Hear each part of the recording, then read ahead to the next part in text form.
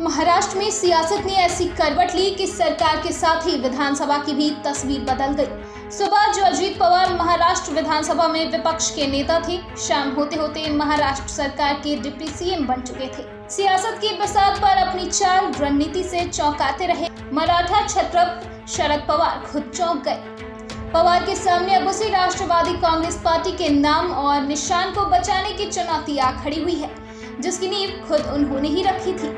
महाराष्ट्र में एकनाथ शिंदे के नेतृत्व वाली सरकार पूर्ण बहुमत में है। ऐसे में बीजेपी का अजीत पवार को साथ लेना, 9 मंत्री पद देना सबको चौंका गया। अजीत पवार की बगावत के बाद सवाल ये भी है कि आखिर भारतीय जनता पार्टी को महाराष्ट्र में पवार पॉलिटिक्स की जरूरत क्यों पड़ी। राजनीति के जानकार इसके पीछे 4 प्रमुख कारण बताते हैं। पहला, शिवसेना शिंदे गुट के 16 विधायक यदि अयोग्य ठहराए जाते हैं तो सरकार अल्पमत में न आए। दूसरा, विपक्षी एकजुटता की कवायद को पंक्चर करने का प्लान।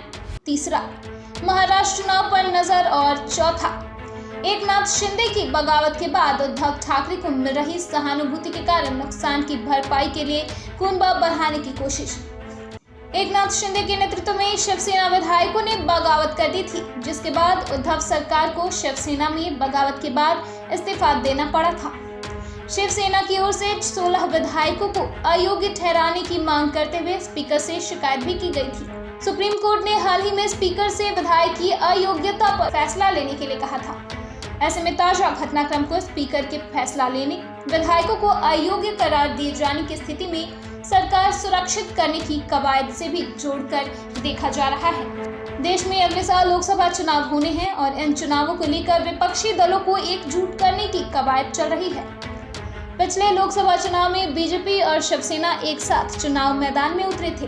तब एनडीए को 41 सीटों पर जीत मिली थी। बीजेपी ने 23 और शिवसेना ने 18 सीटों पर जीत हासिल की थी।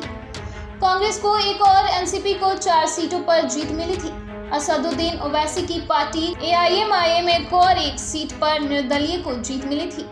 ब्यूरो रिपोर्ट, दिल्ली समाचार।